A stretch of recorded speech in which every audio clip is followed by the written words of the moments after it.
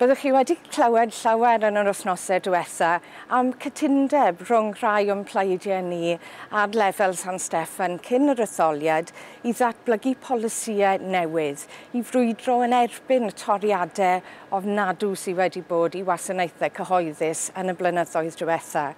Ac yn Strasbourg yr wythnos hon, dyn ni wedi bod yn meddwl ac yn trafod y sefyllfa yng Nghroeg. Y llywodraeth newydd fyna wrth gwrs sy'n mewn trafodaethau ar hyn o bryd i weld sut allan nhw gael atebion gwahanol, atebion gwell i'r argyfwng economaidd. Mae pobl Groeg wedi dioddau yn ofnadw yn y blynyddoedd diwethaf. Mae rhaid i ni ffindo ffordd gwahanol ymlaen, ffordd o fuddsoddi yn pobl, yn enwedig yn pobl ifanc, i greu swyddi, i gryfhau yr economi.